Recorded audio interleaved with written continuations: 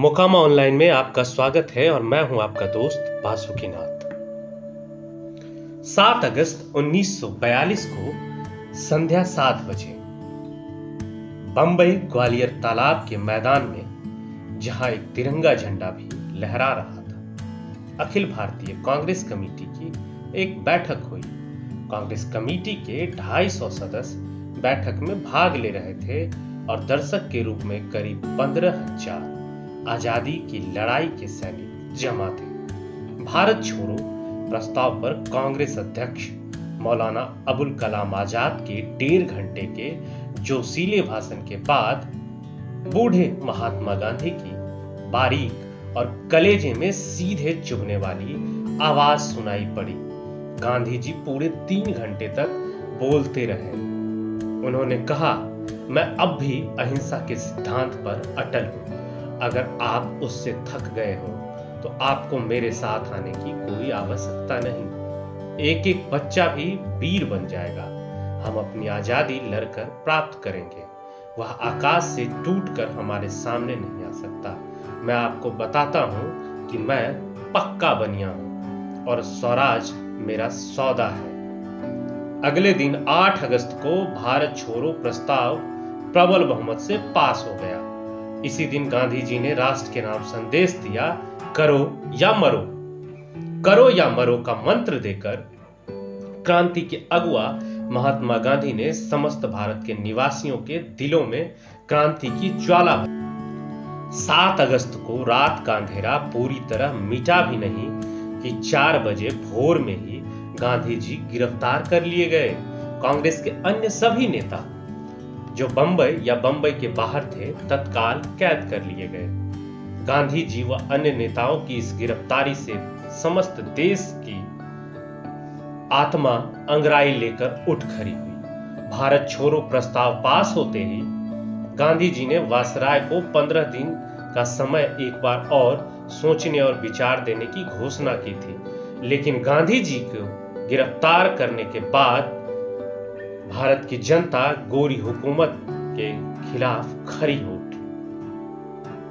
भारत की जनता ने अंग्रेजी सरकार की इस चुनौती को स्वीकार ही नहीं बल्कि मुंहतोड़ जवाब दिया। बात की बात सारे देश में विद्रोह की आग पूरी ताकत से भभक उठी।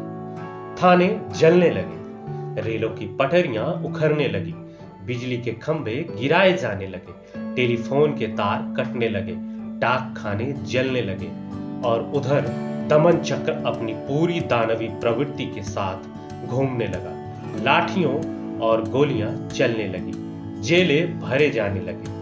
देश के कोने कोने में, सड़कों पर, गलियों में, मैदानों में जनता और फौज तथा सिपाही की जोर आजमाइश शुरू हो गई।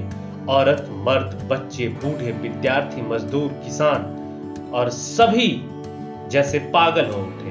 सभी के मुंह से एक ही ललकार गूंज रही थी, करेंगे या मरेंगे। मोकामा थाना भी इस इनकलाब की दौर से कैसे विमुख रहता। दुर्गा स्थान में तारीख 10 अगस्त 1942 को 4 बजे संध्या में एक बहुत बड़ी सभा हुई। आसमान में बादल गरज रहे थे और इधर जोश खरोश से भरकर बंबई से आवाज है आई, इनकलाब जिंदाबाद।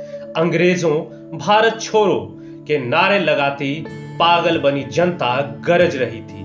सभा में मोकामा के सर्वमान्य नेता पंडित केशव प्रसाद शर्मा, श्री सिंहेश्वर प्रसाद सिंह, बिंदेश्वर प्रसाद सिंह, श्री रामकृष्ण सिंह शर्मा, श्री चंद्रशेखर प्रसाद सिंह तथा अन्य असंख्य नौजवान मौजूद थे। सभा ने निर्णय किया कि अविलंब थाना पर कब्जा कर लिया जाए। फिर केशव बाबू के नेतृत्व में वह विराट सभा, विराट जुलूस बनकर नारे बुलंद करती हुई मोकामा थाना पहुंची और तत्कालीन दरोगा कादिर मियां से थाने का चार्ज मांगा। पुलिस भी जोशीली भीड़ को देखकर थरथराने लगी और आत्मसमर्पण की मुद्रा में दरोगा ने कहा कि हम तो आपकी ही पुलिस हैं, जो चाहे सो करें। फलतः थाना में जो कुछ हथियार थे उनकी वही तालाबंदी कर दी गई। थाना पर तिरंगा झंडा फहरा दिया गया।